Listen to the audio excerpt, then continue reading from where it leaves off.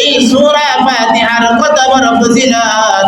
আল্লাহর নবীর প্রিয় সাহাবী আবু সাঈদ খুদরি রাদিয়াল্লাহু তাআলা আনহু একদিন রাস্তা দিয়া যাইতেছে, এমন সময় টাকা দেখে মানুষ হই আল্লাহ করতেছে, মানুষ চিল্লা পাল্লা করতেছে। আবু সাঈদ খুদরি রাদিয়াল্লাহু তাআলা আনহু সকল মানুষের কাছে চলে আসলেন। আসার পরে টাকা দেখে সকল মানুষের মাঝে একটা লাশ, কি সকল মানুষের মাঝে একজন মানুষের লাশ পড়ে রয়েছে। আবু সাঈদ খুদরি রাদিয়াল্লাহু তাআলা আনহু জানতে চাইলেন এই মানুষটার কি হয়েছে। তখন তারা বলতেছেন এই মানুষটাকে সাপে দংশন করেছে। কি দংশন করেছে? সাপে দংশন করেছে। যখন এই মানুষটার দম হয়তো চলে যাইতে পারে, কিছুক্ষণের ভিতরে হয়তো সাপের ব্যথায় সে মারাও যাইতে পারে। আবু সাঈদ খুদরি রাদিয়াল্লাহু তাআলা আনহু বলেন, আমি আল্লাহ নামের কসম করে বলি, আমি আল্লাহর সেই বান্দার মাথার মধ্যে হাত রাখলাম।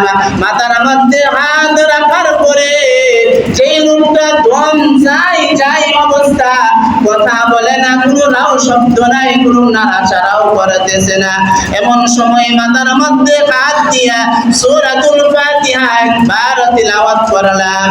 একবার তিলাওয়াত করার পরে যখন তার চেহারার মধ্যে আমি ফু দিয়েছি, ফু দেওয়ার সঙ্গে সঙ্গে আল্লাহর সেই বান্দা নাড়াচাড়া করতে লাগলো। আবু সাঈদ খুদরি বলেন, এবার আমি আমার তার শরীরের অন্য একটা জায়গার মধ্যে আবারও হাত রাখলাম। হাত রেখে আবারও সূরা ফাতিহা তিলাওয়াত করলাম। সূরা ফাতিহা তিলাওয়াত করার পরে আবারও তার শরীরের মধ্যে ফু দিলাম। এবার দেখা যাইতেছে 80% ভালো হয়ে গেছে। সুবহানাল্লাহ। আবু সাঈদ খুদরি রাদিয়াল্লাহু তাআলা আনহু বলেন, এবার আমি আমার হাতটাকে তার হাঁটুর মধ্যে রাখলাম। হাঁটুর মধ্যে রাখার পরে সূরাতুল ফাতিহা একবার তিলাওয়াত করলাম। একবার তিলাওয়াত করার পরে তার শরীরের মধ্যে ফু দেওয়ার সঙ্গে সঙ্গে আল্লাহর সেই বান্দা মুহূর্তের মধ্যেই শোয়া থেকে দাঁড়াইয়া গেছে। তাহলে সূরাতুল ফাতিহা আপনি আমাদেরকে বেশি বেশি করে পড়তে হবে, বেশি বেশি করে আমল করতে হবে। এই সূরা ফাতিহার দাম আল্লাহর কাছে কম না বেশি? আর জোরে আওয়াজ দিয়া বলেন, কম না বেশি?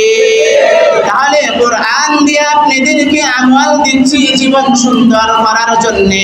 আপনি আমাদেরকে একটা আমল যদি করতে হয়, একটা আমল করলে পরে দুনিয়া আখিরাতের মধ্যে আল্লাহ তাআলা 7টা পুরস্কার দিবেন।